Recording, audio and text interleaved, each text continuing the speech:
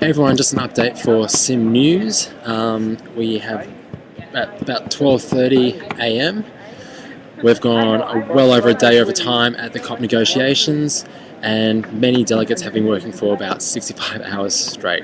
So there's a lot of tired eyes around here. The corridors are full with people sleeping, napping, eating, stocking up on food and coffee.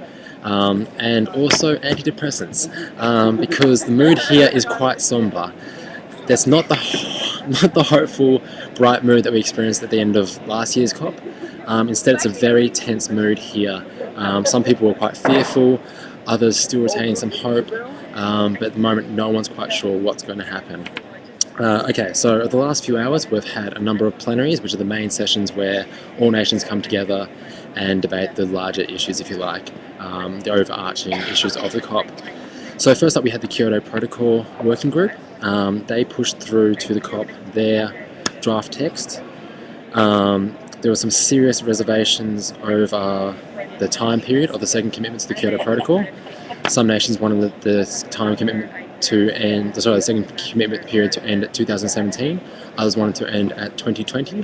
Obviously, there's a big difference there because ending at 2020 will lock low ambitions in for another 8 years.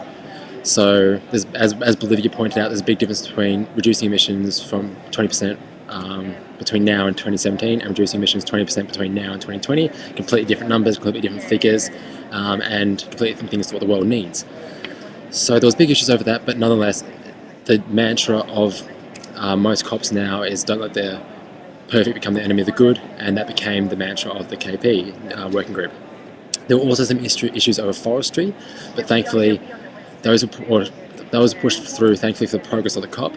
However, Australia has been a bit of a stickler there, and there are some issues with reporting, monitoring of emissions, particularly from New Zealand and Australia, who seem to be hiding some emissions in the KP text. The EU surprised everyone by pushing for the 8-year commitment period for Kyoto. I'm one of those people who has gone a long time without sleep.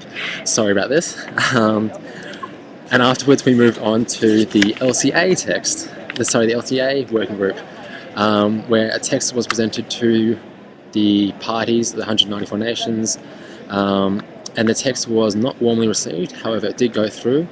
Many nations had serious issues with the text. Some said it wasn't completed, others said it wasn't fair.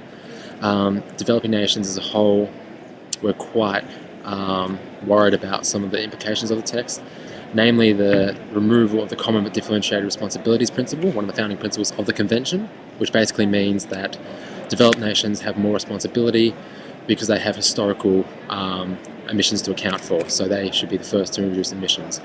It got so heated at one point near the end, Venezuela actually jumped up on the table because they felt they weren't being heard by the COP presidency. Indeed, the COP presidency at times seemed more focused on his own career rather than the progress of COP. USA was over the moon at this going through. They're very happy that developing nations are now on par with developed nations in terms of actions that it expects to take to curb emissions. But yes, it was a very, very dramatic session near the end, and there was a lot of talk about how the text isn't ready and it's not going to go ahead,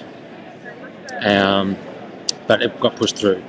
So we're about to start the official COP, and about to start the official COP in about 10 minutes.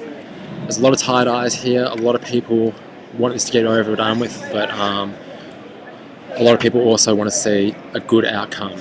And on that note, just released, there was the Durban Platform for Enhanced Action, which is a new working group that will work throughout 2012 to seek a vague legal outcome for a new global treaty starting in 2020. But there'll be more on that at another stage. Alright, keep you guys updated.